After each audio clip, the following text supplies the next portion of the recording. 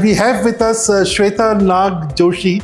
You are a self-taught baker. I'm completely. And there are a lot of homemakers who may want to follow in your footsteps. The key thing here is you need to experiment a lot in your kitchen. So there would be several successes and several failures. I also make salads, breads, and these breads are very unique. I think people are, when it comes to specialty food, people in Gurgaon and Delhi are much more receptive to specialty food and much more creative food, rather, I would rather say, than specialty. Yeah, Noida, I guess they look for good food, but within they are slowly emerging. Okay. They are slowly emerging.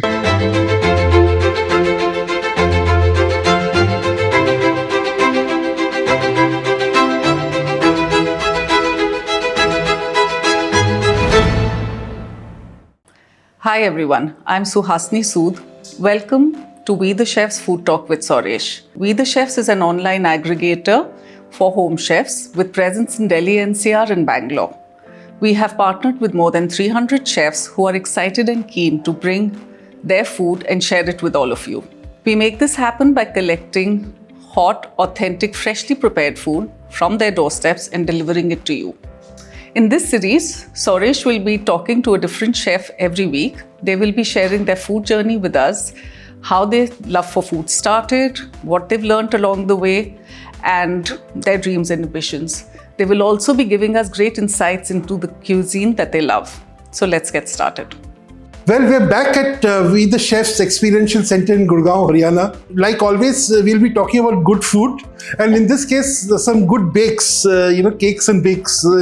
And we have with us Shweta Nag Joshi, who has come all the way from Noida to Gurgaon, which means she has crossed 3 states. UP, Delhi and Haryana. Absolutely. 3 checkposts to come to our We the Chefs Experiential Center. Thank you so much. Thanks Thank you for all the effort you've taken. Your company is called Quarantine Bakers, which is such a lovely name. So tell us about how did the quarantine make you a home baker?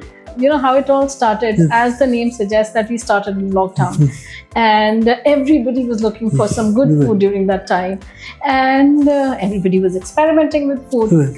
And when it comes to me, I think that, our love for food blossomed from a childhood, under the shadow of our mother. She used to be an amazing cook. And did you grow up in Delhi or? No, so I wanted to add, when you said that I crossed 3 states, I think, I should add a few more states there, because I came from Himachal. Okay. So I've been born and brought up in Himachal. Wow. After marriage, I came to Delhi. And you're married to a Kumauni? I'm married to a Kumauni, yes. Who used to work with me many years ago. Yeah, exactly. That's how it all happened. And somehow the love for food started off through our mom, because she not only used to love her food, she used to cook with a lot of passion, and then even used to serve with an equal amount of passion. I think passion is a very key word that you've used, because that matters a lot to We the Chefs. Yeah. I think We the Chefs is all about passion, and when we say taste the story, we want our customers to taste the passion behind the story. And in your case, you were not a baker. I mean, you had a full-time job before that. What was it? What were you doing? So, I'm not a trained baker at all. Right. I had a love for craft. During the lockdown, when I was experimenting with my bakes in the kitchen, I wanted to add artistry into my bakes. I started, baking regular cakes initially, and people started liking the food that I was baking. So they said that, why don't you get into, I only used to make my, dry cakes earlier, and then experimented a little bit with my breads. And got artistry into breads by weaving it into different forms and adding newer ingredients to it. Sorry to intervene. I just thought you are a self-taught baker. I'm completely. And there are a lot of, homemakers who may want to follow in your footsteps. So how do you become a self-taught baker?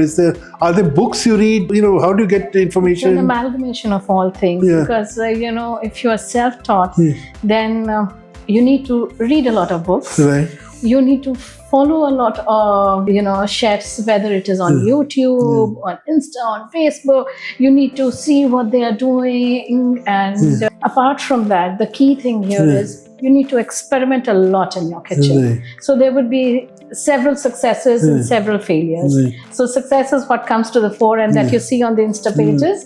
But I think that there are a lot of failures also that get into it. So who was your initial tasting panel apart from your husband?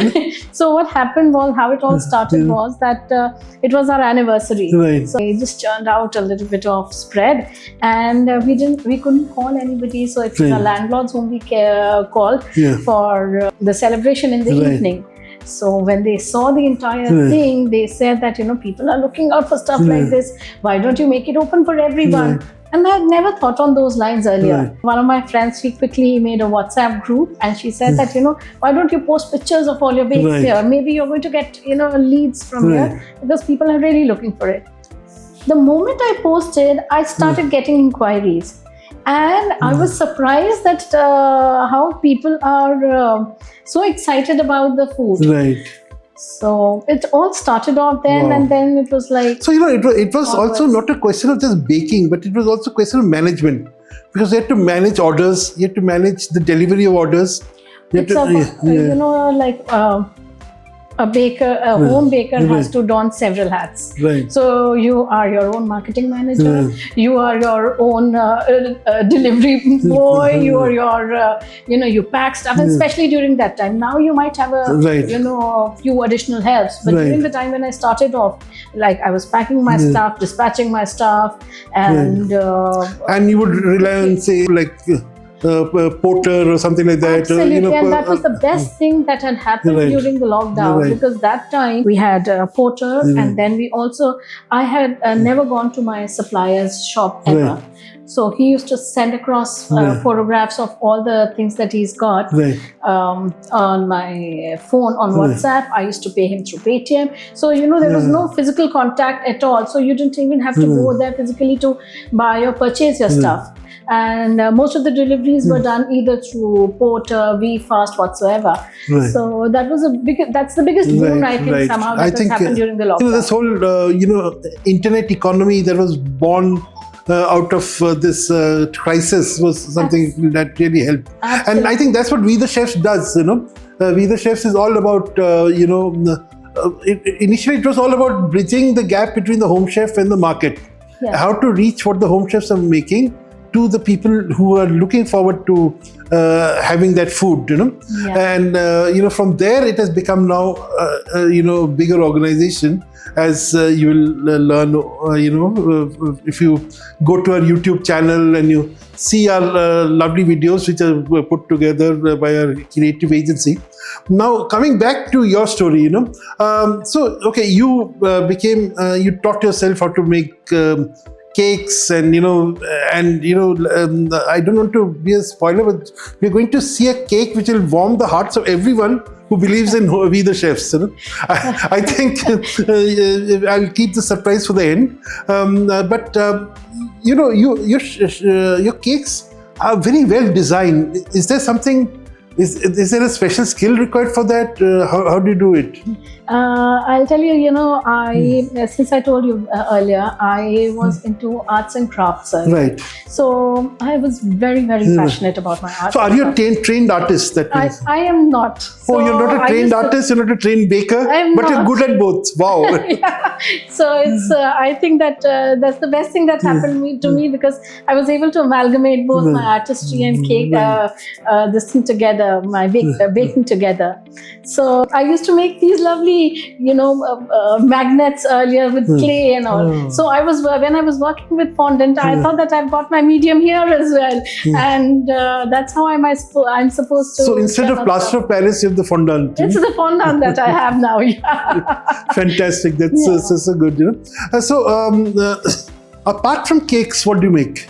So I also make salads, breads, and these breads are very unique. Right. So these you're not going to get them anywhere, because these are very uniquely crafted with very unique fillings inside. And you operate out of Noida, which is another suburb of Delhi, like a little city like Gurgaon.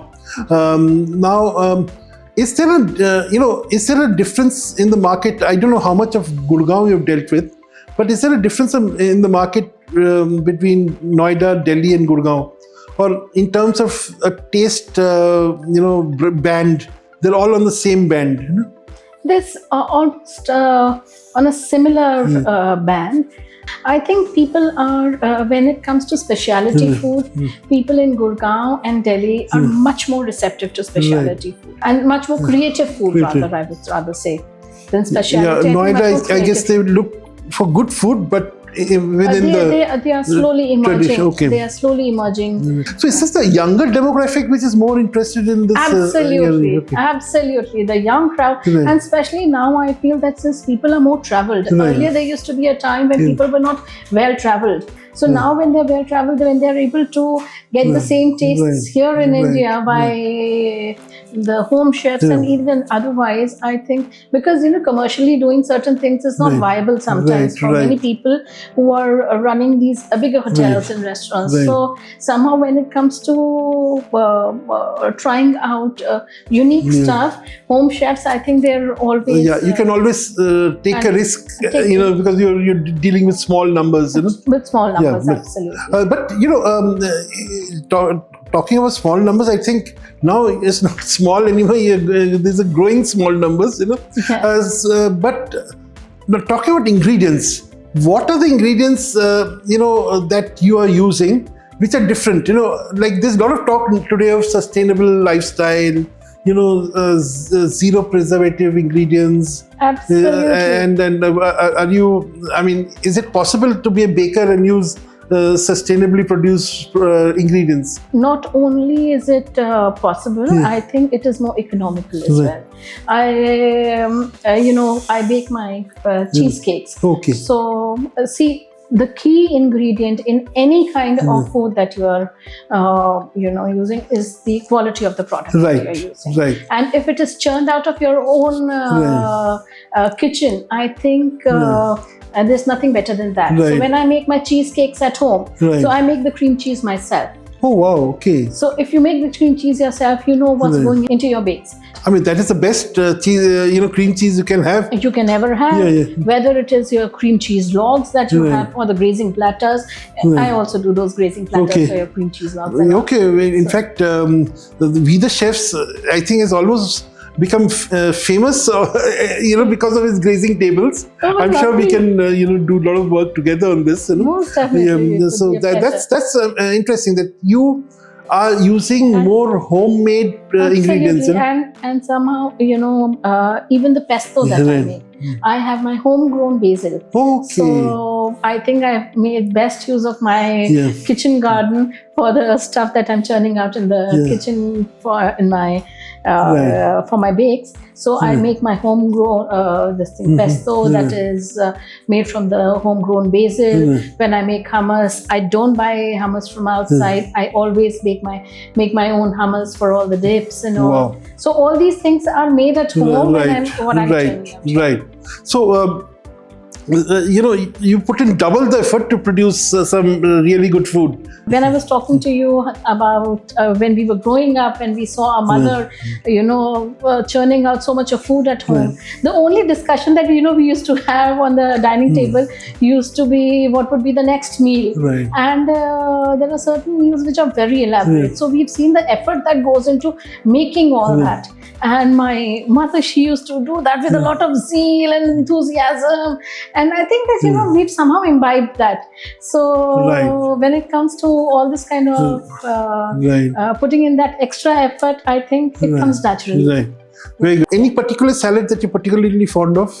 I love my black rice salad. Okay. So. And where do you get the black rice from? See, the black rice we normally, there's a story behind black rice also. So earlier, black rice was reserved only for royalty. Right. So in Manipur, that's the story. The kings of Manipur only used to have black rice. Initially. Or even in Japan or China. In China, it used to be reserved just for royalty and it was not given away to anybody else. So slowly and steadily, it was also started people started cultivating it elsewhere, and it reached the common man also.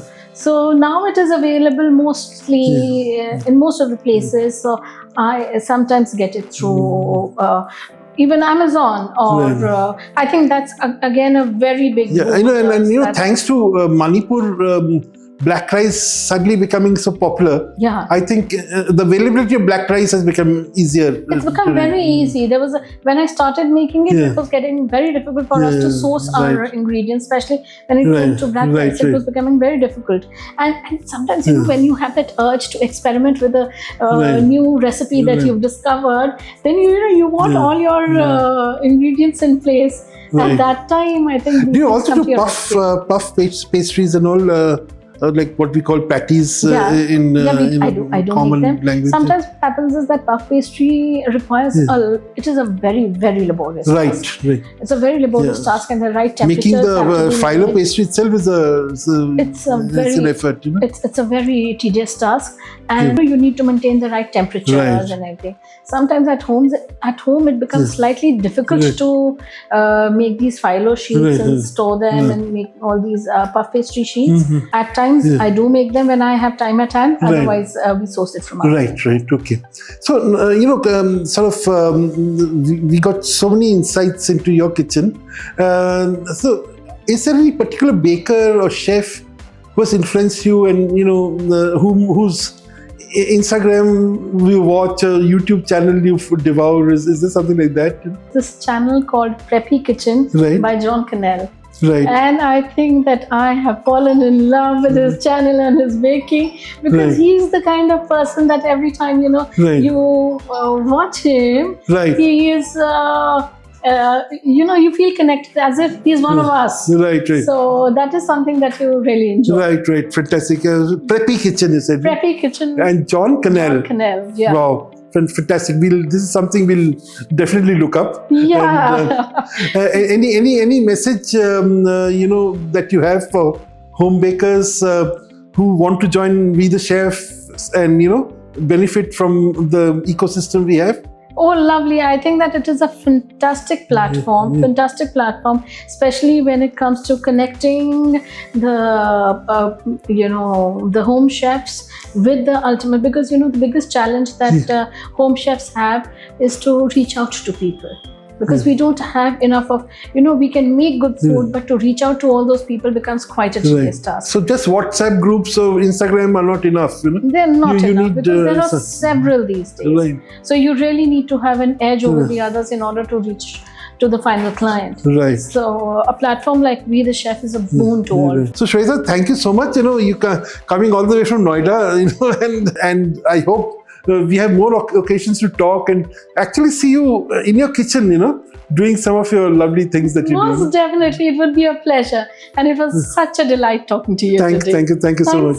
Thanks a lot, Sourish. Press the like, subscribe and bell icon, and don't forget to order from We the Chefs to taste the stories of our home chefs.